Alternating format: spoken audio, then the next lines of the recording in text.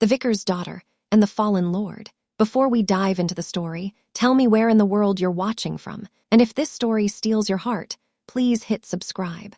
The silence of St. Jude's sanctuary was not merely an absence of sound, but a heavy, velvet weight that pressed against Clara Whitmore's shoulders as she knelt upon the cold stone, the scent of beeswax and stale incense clinging to the air like a phantom memory of prayers long uttered and forgotten. It was a Tuesday afternoon, the sky outside a bruised purple of impending rain, and the stained glass windows cast long, distorted shadows across the altar where Clara scrubbed at a stubborn spot of tarnish on the communion rail. Her fingers, red and raw from the cold water, moved with the mechanical precision of a woman who had been taught that idleness was the devil's playground, yet her mind wandered far beyond the stone walls of the vicarage. She thought of the novels she had hidden beneath her mattress, stories of high seas and dangerous men, tales that made her heart race in a way the droning sermons of her father, Vicar Whitmore, never could. The heavy oak door at the back of the nave groaned, not with the arrival of a parishioner, but with the wind, reminding her that a storm was brewing over the rolling hills of the parish, a tempest that mirrored the restless energy coiling in her stomach. She finished her task and gathered her bucket and rags, moving towards the side exit that led to the small, walled church garden. This was her sanctuary within a sanctuary, a place where the ivy grew thick and wild over the crumbling stone walls, and where the neatly trimmed hedges provided a semblance of order against the encroaching chaos of the woods beyond. As she stepped out into the biting wind, pulling her gray shawl tighter around her thin shoulders, a flash of movement near the old crypt caught her eye. It was not the scurrying of a fox or the flutter of a raven, but something larger, something heavy and struggling. Clara froze, her breath catching in her throat as a man stumbled out from behind the weeping willow, his hand pressed against his side, his gait uneven and lurching before he collapsed face first into the wet earth of the hydrangeas. Fear, cold and sharp, spiked in her chest, urging her to run back inside and bolt the heavy doors, to call for the sexton or her father, but the compassionate instinct that had been drilled into her since birth, and perhaps a curiosity that was entirely her own, rooted her to the spot. She approached cautiously, her boots crunching softly on the gravel path until she stood over the fallen figure. He was a giant of a man, dressed in a riding coat of fine wool that was now mud-stained and torn at the shoulder, his boots of high-quality leather scuffed and battered. Clara knelt beside him, rolling him onto his back with considerable effort, and gasped. It was Lord Ashbourne, the fallen lord, the man whose name was whispered in the village shops with a mixture of titillation and disgust, the aristocrat exiled from London for sins so dark the local matrons refused to speak them aloud. His face, usually a mask of arrogant disdain when seen from a distance, was now pale and slack, a jagged cut above his eyebrow bleeding freely, and his breath reeked of brandy and copper. He groaned, his eyes fluttering open to reveal irises of a piercing, stormy blue that seemed to struggle for focus before locking onto her face. There was no gratitude in that gaze, only a confused hostility as he tried to push himself up, only to hiss in pain and fall back against the damp earth. Clara saw the dark stain spreading on his side, not from a knife or bullet, she realized with a clinical detachment, but from a puncture wound, likely from being thrown onto a sharp branch or fence post during a reckless ride. He was drunk, injured, and trespassing on holy ground, a combination that would see him preached against from the pulpit for months if her father found him. Yet, looking at the vulnerability in his harsh features, the way his golden hair fell messily over his forehead, she felt a strange, protective surge. "You cannot stay here, my lord," she whispered urgently, her hands hovering over his chest, unsure of where to touch him without violating the strict codes of propriety that governed her life. "If my father finds you in this state, he will summon the constable and have you dragged away for public drunkenness and desecration." Julian, Lord Ashbourne, laughed, a wet, hacking sound that ended in a grimace.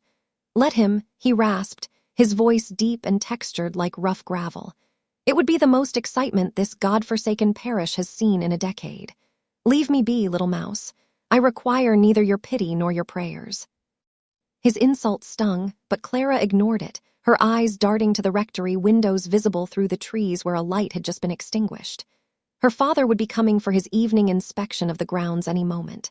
Panic, sharp and immediate, galvanized her into action.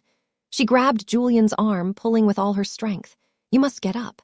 Now, the gardening shed is just there behind the trellis. It is dry and warm. If you stay here, you will die of exposure or shame, and I will not have a death on my conscience today." Julian looked at her then, really looked at her, seeing not just the vicar's daughter in her drab cotton gown and bonnet, but the fire in her gray eyes and the stubborn set of her jaw. With a groan of exertion, he allowed her to help him rise, his heavy weight nearly crushing her as he leaned against her delicate frame. They moved together in a clumsy, three-legged dance towards the shed, the smell of him, musk, horses, alcohol, and blood, filling her senses, overwhelming the scent of the damp earth. They made it inside, just as the heavy thud of the rectory door opening echoed through the garden. Clara pushed him down onto a pile of burlap sacks, putting a finger to her lips as heavy footsteps crunched on the gravel path outside. Through the cracks in the wooden walls, she could see the lantern light swinging, her father's severe silhouette pausing near the hydrangeas where Julian had fallen. The vicar poked at the disturbed earth with his cane, muttering about stray dogs, before turning and continuing his patrol. In the darkness of the shed, Clara released a breath she didn't know she was holding, her heart hammering against her ribs like a trapped bird. She turned to find Julian watching her, his eyes adjusting to the gloom, a faint, mocking smile playing on his lips. "You possess a talent for deception, Miss Whitmore," he whispered, the intimacy of the small space amplifying his voice. "I would not have expected such duplicity from the vicar's saintly daughter." "It is not duplicity, my lord, it is mercy," she retorted, kneeling beside him to inspect his wound more closely, tearing a strip from her petticoat to bind the gash on his side. "And you would do well to accept it with grace, though I hear that is a virtue you lost long ago in London." Julian hissed as she tightened the makeshift bandage, his hand shooting out to grip her wrist, his fingers calloused and strong. His touch sent a shockwave through her arm, a sensation hot and unfamiliar that made her breath hitch. "Do not speak of things you do not understand, Clara," he said, his voice dropping to a dangerous low, using her given name with a familiarity that was strictly forbidden. "You know nothing of London, nothing of the world, and certainly nothing of men like me. You are a flower growing in a graveyard, pretty to look at but rooted in death." "I know that you are bleeding and alone," she countered, refusing to pull her hand away, meeting his gaze with a defiance that surprised them both. "And I know that even a fallen man deserves to be stitched up before he is cast out. Now, hold still, or I shall leave you to the rats." For a moment, the tension between them was thick enough to choke on, the air charged with the energy of two opposing forces colliding, her purity against his corruption, her light against his encroaching dark. Then, slowly, Julian released her wrist, his head falling back against the burlap sacks, his eyes closing in exhaustion. "Do your worst, then, little mouse," he murmured, his resistance fading as the pain and alcohol claimed him. "But do not expect a thank you when the sun rises." Clara worked in silence, cleaning his wounds with water from the gardening pail, her hands steady despite the trembling of her soul. As she watched him sleep, the harsh lines of his face softening in the dim light, she realized with a terrifying certainty that by saving him, she had just committed the first true sin of her life. She had lied to her father. She was alone with a man of ill repute, and worst of all, looking at the fallen lord, she felt not repulsion, but a gravitational pull that terrified her more than any sermon on hellfire ever had. 3 days had passed since the incident in the gardening shed, 3 days of rain that turned the village lanes into rivers of mud and kept the parish trapped indoors. Clara had returned to the shed the following morning to find it empty, save for the blood-stained burlap and a single silver coin left on the potting bench, a payment, or perhaps an insult. She had kept the coin, hiding it in the toe of her stocking, a cold, hard secret that burned against her skin. Life in the vicarage had resumed its monotonous rhythm, morning prayers, breakfast of porridge and tea, hours of mending or transcribing her father's sermons, and the endless scrutiny of a man who saw sin in every shadow. Yet Clara felt changed. The world seemed sharper, the colors of the stained glass more vivid, the silence of the house more suffocating.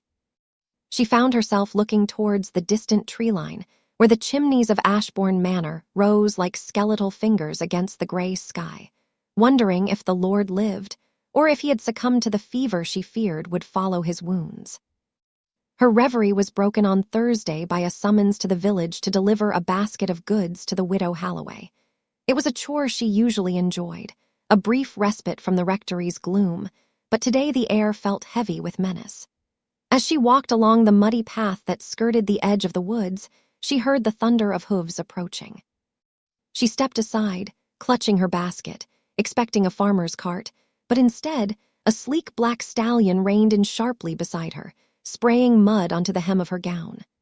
The rider was Squire Arthur Thorne, a man of 40 with a florid face and eyes that roamed over Clara with a proprietary possessiveness that made her skin crawl. He was the wealthiest man in the parish aside from Lord Ashbourne, and he made no secret of his desire to unite his lands with the vicar's influence through a marriage to Clara.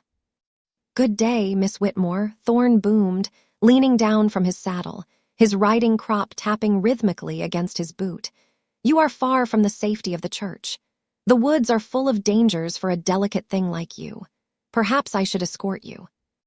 "I am quite capable of walking, Mr. Thorne," Clara replied, keeping her eyes on the ground, her voice steady but cool. "The widow Halloway is expecting me." "Come now, don't be coy," Thorne sneered, dismounting with a heavy thud and blocking her path. "I've spoken to your father, you know. He agrees that it is time you were settled. A woman of 22 is bordering on spinsterhood. You need a man to guide you, to tame that willful streak I see in your eyes." He reached out, his hand grasping her upper arm with bruising force. Clara gasped, trying to pull away, but his grip was like iron. "Unhand me, sir," she cried, panic rising in her throat. "You have no right." "I have every right," Thorne shouted, his face reddening with anger. "I am the magistrate here, and you are nothing but a penniless parson's girl who should be grateful for my attention." Suddenly, a shadow fell over them, long and imposing. A low, menacing voice cut through the air, sharp as a whip crack. "I believe the lady asked you to unhand her, Thorne." Thorne froze, his hand dropping from Clara's arm as he spun around. Standing at the edge of the tree line, leaning casually against an ancient oak, was Lord Ashbourne. He looked vastly different from the broken man Clara had tended to in the shed. He was shaved, dressed in a long black coat that emphasized the breadth of his shoulders, and though he still looked pale, he radiated a power that made the air around him seem to crackle. He held a walking stick of polished ebony, not for support, but as a weapon, his grip loose and ready. "Ashbourne," Thorne spat, though he took a step back, his bravado faltering. "This is none of your concern. This is a private conversation between me and my future betrothed." "She does not look like a willing betrothed to me," Julian drawled, pushing himself off the tree and stalking forward. He moved with the predatory grace of a jungle cat, his blue eyes cold and flat. "She looks like a woman being accosted by a man with more money than breeding." "How dare you?" Thorne blustered, his hand going to the hilt of the hunting knife at his belt.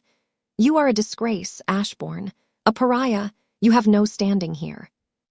"I may be a disgrace," Julian said softly, stopping just inches from Thorne, towering over the squire. "But I am still an earl. And you are trespassing on the border of my land, assaulting a lady. If you do not mount your horse and ride away within the next 5 seconds, I will break your arm in 3 places and leave you for the wolves." There was a silence, absolute and terrifying. Thorne looked into Julian's eyes and saw something there, a darkness, a capacity for violence that civilized men had forgotten, and he crumbled. With a muttered curse, he scrambled back onto his horse and galloped away, mud flying in his wake. Clara stood trembling, her heart pounding so hard she thought it might burst. Julian watched Thorne leave until he disappeared around the bend, then turned his gaze to Clara. The coldness vanished from his eyes, replaced by a weary concern. "Are you unharmed?" he asked, his voice rougher now, the adrenaline fading. Yes," Clara stammered, smoothing her sleeve where Thorne had grabbed her. "Thank you, my lord. I did not know you were." Recovered. "I heal quickly. It is a necessity of the life I have led," he replied, a shadow passing over his face. He stepped closer, offering her his arm, I cannot leave you here. Thorn is a coward, but cowards are spiteful. He may circle back. Allow me to escort you." Clara hesitated. To be seen walking with Lord Ashbourne was social suicide. But the memory of Thorn's grip was still fresh, and the thought of walking alone terrified her. Moreover, the pull she felt toward Julian was stronger than ever. She placed her hand on his arm, feeling the hard muscle beneath the wool coat. "Where are we going?" she asked. "To the manor," he said, leading her not back toward the village, but toward the imposing wrought-iron gates of his estate. "It is closer than the village, and Thorn will not dare follow you there. You can wait until the storm passes, and I will have my carriage take you home."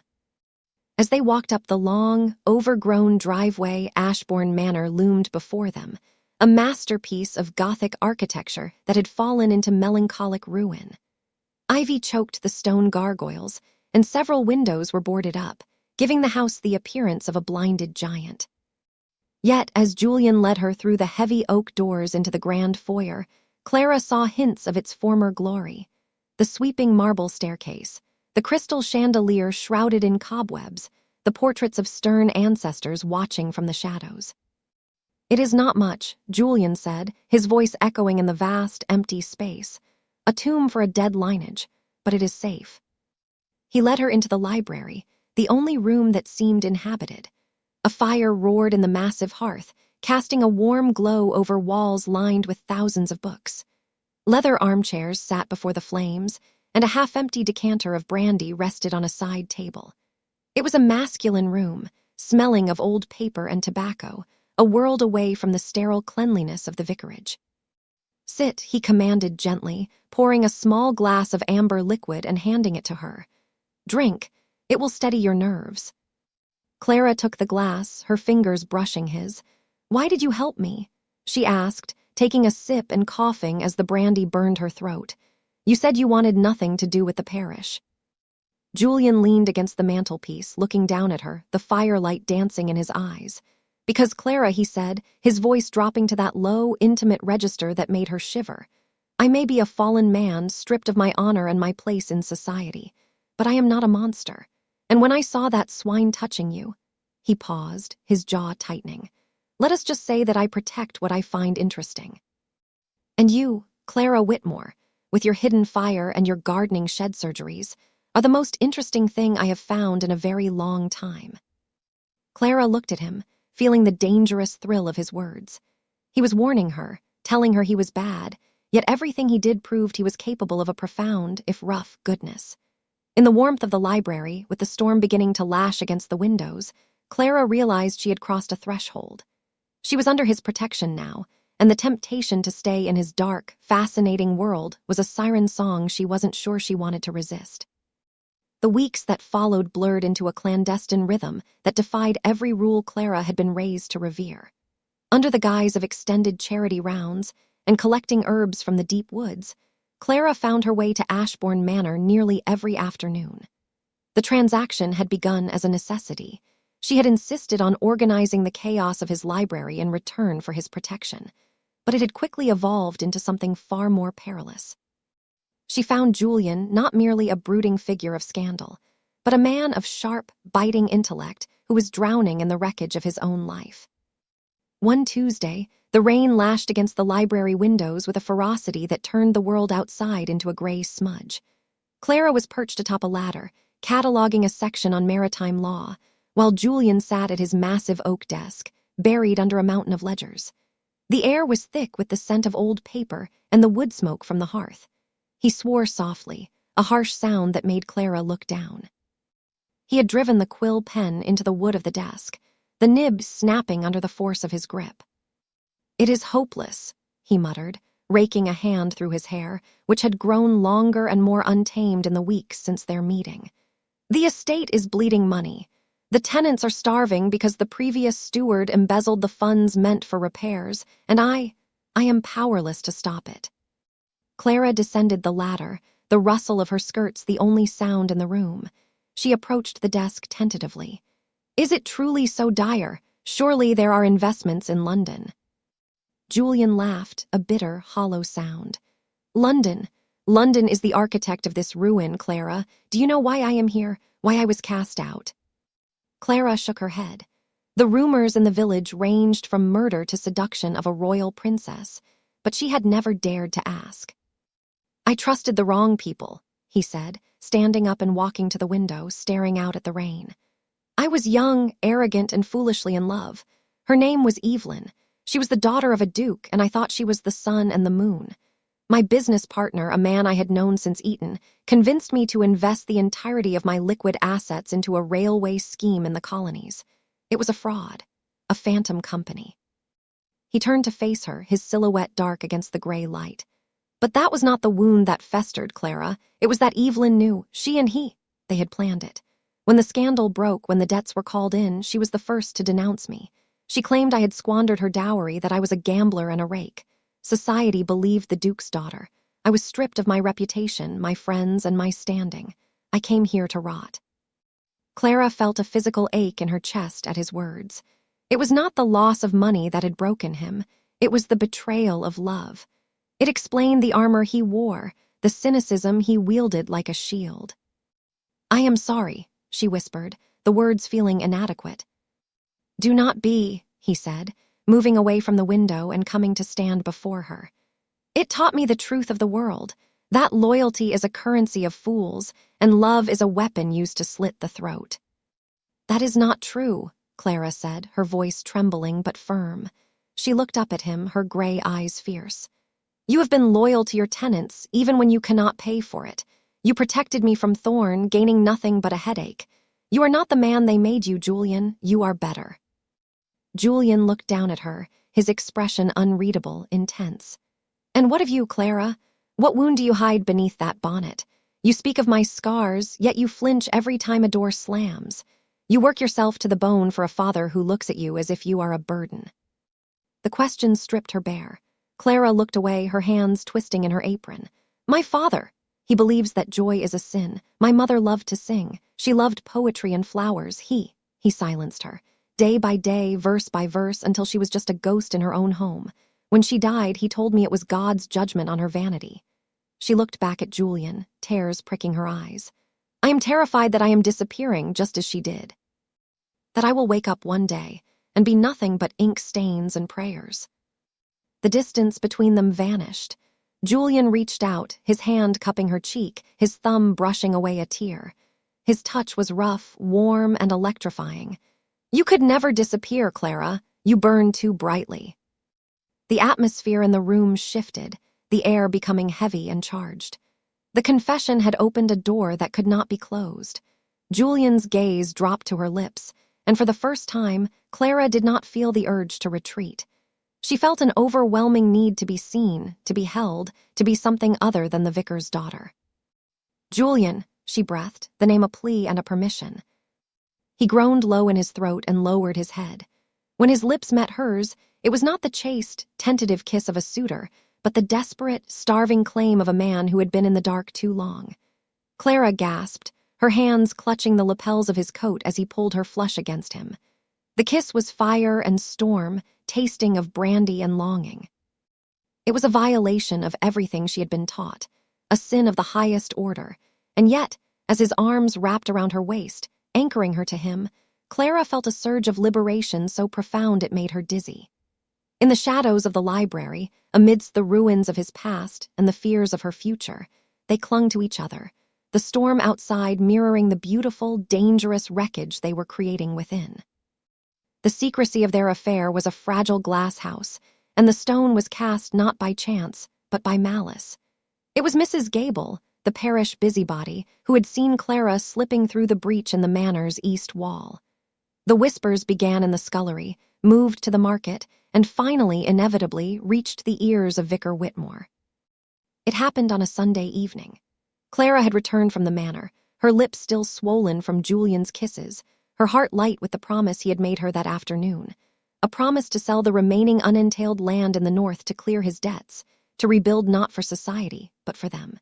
She entered the vicarage to find her father waiting in the parlor, standing before the hearth like an executioner. Squire Thorne sat in the armchair, a smug, triumphant smile twisting his lips. "Father," Clara asked, the blood draining from her face. "Do not speak to me of father," the vicar roared, his voice shaking the walls. "You have defiled this house. You have dragged the name of Whitmore through the mud of an adulterer's estate." "I have done nothing ashamed of," Clara cried, her defiance fueled by the love she now carried. "He is a good man who has been wronged." "He is a devil," the vicar struck the table with his Bible. "And you are a ruined woman. But Mr. Thorne, in his infinite Christian charity, has agreed to save you from the gutter." Clara looked at Thorne, revulsion coiling in her stomach. "I will not marry him. I would rather die." "Then you shall die to this parish," the vicar declared coldly. "You are confined to your room. The banns will be read tomorrow. You will marry Mr. Thorne within the week, and you will thank him for washing away your filth." Clara was dragged to her room, the key turning in the lock with a finality that sounded like a coffin lid closing. She spent the night packing, panic warring with rage. She had to get word to Julian. But word had already reached him. Julian's valet, an old man named Hedges who was fiercely loyal, had heard the gossip in the tavern. He brought the news to Julian as he sat in the library, drafting plans for the estate's renovation. "They say she is to marry the squire on Friday, my lord," Hedges said quietly, "to save her reputation." Julian froze, the quill snapping in his hand for the second time. The ink bled onto the page, a dark blot spreading over his plans. He stood up, the chair scraping loudly against the floor. He knew what this meant. If Clara married Thorne, she would be miserable, abused, and silenced, just like her mother. But if Julian intervened, if he claimed her publicly, the scandal would brand her a whore in the eyes of Victorian society. He was a ruined man. He had nothing to offer her but his disgrace.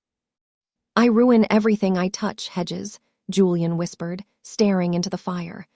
"I thought I could have this one thing. I thought I could be selfish just this once." "Love is not selfish, my lord," Hedges said softly, "but leaving her to that man, that would be." Julian paced the room, the torment visible on his face. He could pack his bags, leave tonight, and let her live a respectable life as the squire's wife. It was the noble thing to do, the way a tragic hero in a novel would act. But then he remembered Clara's eyes when she spoke of her mother, the terror of becoming a ghost. He remembered the fire in her touch. "Prepare the carriage," Julian said, his voice turning to steel. "And bring me my pistols." "My lord," Hedges asked, alarmed. "Not for shooting, Hedges, for leverage. Thorne is a bully, and bullies only understand force." Meanwhile, high in her tower room, Clara was not waiting to be rescued. She had realized that no one was coming. Her father was immovable, and Julian might think he was doing her a favor by staying away. She had to save herself.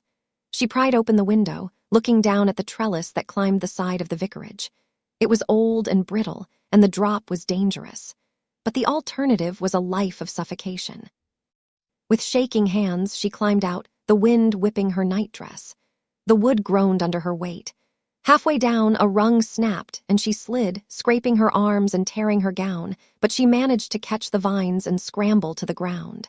She hit the earth hard, twisting her ankle, but the pain was distant.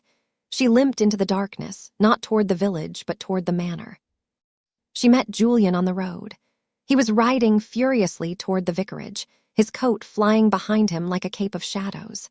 He pulled the horse to a rearing halt when he saw the white figure limping in the moonlight. "Clara," he vaulted from the saddle, rushing to her. He caught her as she stumbled, pulling her into his arms. "My God, what have you done?" "I chose," she gasped, burying her face in his chest, sobbing with relief and pain. "I chose you. Do not tell me to go back, Julian. Do not tell me it is for my own good." Julian held her tightly, looking at her torn dress, her bleeding arms, and the fierce determination in her eyes. The last of his hesitation shattered. He realized that protecting her didn't mean leaving her. It meant standing between her and the world that wanted to crush her. "I will never send you back," he vowed, kissing the top of her head. "But we cannot run. If we run, they win. They will say we are sinners fleeing the light. We must face them." "Face them," Clara looked up, confused. "I have the ledgers, Clara," Julian said, a cold, dangerous smile touching his lips. "Thorne has been buying land adjacent to the proposed railway line, land that belongs to the church trust. He has been defrauding the parish for years." Clara's eyes widened. You can prove it. I can destroy him, Julian said. But we must go back. We must walk into that lion's den together. Are you brave enough? Clara straightened her spine, ignoring the throbbing in her ankle. She looked at the man who offered her not safety, but freedom. With you, I am brave enough for anything. The confrontation took place in the vicarage parlor, a room that smelled of judgment and lavender. It was mid-morning, and the vicar was finalizing the marriage contract with Squire Thorne. The atmosphere was one of smug satisfaction, a problem solved, a woman tamed, a fortune secured. The front door did not open. It was thrown back with a force that rattled the window panes. The maid screamed, and the vicar dropped his pen. Julian strode into the room, Clara at his side. He was dressed impeccably, his grooming perfect, every inch the earl he was born to be. He did not look like an exile. He looked like a king returning to reclaim his throne. Clara, though her dress was simple and her arm bandaged, held her head high, her hand firmly in Julian's. Get out, the vicar sputtered, purple with rage. You abomination, and you, Clara, how dare you return with him? She returns as my future wife, Julian announced, his voice filling the room, calm and commanding. And she returns to witness the end of your hypocrisy. Thorne stood up, his face pale. You have no business here, Ashbourne. I will call the constable. Do, Julian challenged, pulling a sheaf of papers from his coat pocket. And while we wait for him, perhaps you can explain these figures to the vicar. These are the records of the church trust lands. It seems, Thorne, that you have been purchasing them at a fraction of their value by falsifying surveys, intending to sell them to the railway company at a massive profit. You are stealing from the very God you claim to serve. The vicar snatched the papers, his eyes scanning the columns. The silence that fell over the room was absolute. Thorne made a move toward the door, but Julian stepped in his path, not raising a hand, but simply exuding a menace that froze the squire in his tracks. It is a lie, Thorne shrieked, but the sweat on his brow betrayed him. It is truth, Clara spoke up, her voice clear. Just as it is true that this man tried to assault me on the road, and Lord Ashbourne stopped him. You were willing to sell me to a thief and a brute, father, to save your pride.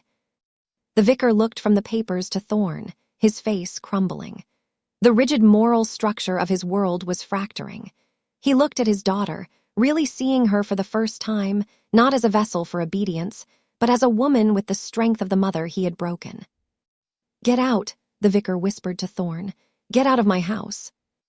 Thorne fled, a ruined man, his social standing obliterated by the evidence in Julian's hand. The vicar turned to Clara and Julian. He did not apologize, he was incapable of it. He stiffened, retreating behind his walls of piety.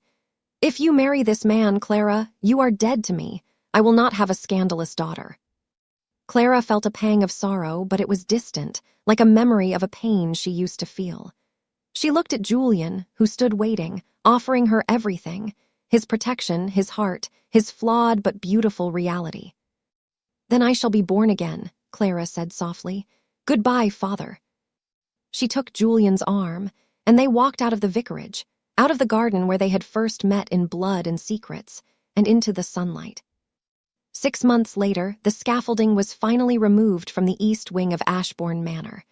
The house was still old, still imposing, but the ivy had been trimmed, the windows repaired, and the gloom banished. In the library, the fire crackled, no longer a desperate source of warmth in a tomb, but a hearth in a home. Clara sat in the armchair, a book of poetry in her lap, when she didn't have to hide. Julian stood behind her, his hand resting on her shoulder. They had married in a small chapel in the neighboring county, attended only by Hedges and a few grateful tenants. The scandal had been the talk of the season, but Julian had reshaped his empire. He had used his knowledge of the railway fraud to invest wisely, not for greed, but to restore the lands his tenants depended on. He was still not invited to the polite tea parties of the parish, but he was respected where it mattered, among the people who worked the earth and in the eyes of the woman who loved him. Are you happy, my lady? Julian asked, his voice brushing against her ear, the title spoken not with pomp but with adoration. Clara looked up at him, her gray eyes shining. She thought of the suffocating silence of the vicarage, and then of the chaotic, loud, passionate life she now led. She touched the hand that had once been stained with the blood of his exile, now warm and whole. "I am not just happy, Julian," she replied, pulling him down for a kiss that held all the promise of their future. "I am free."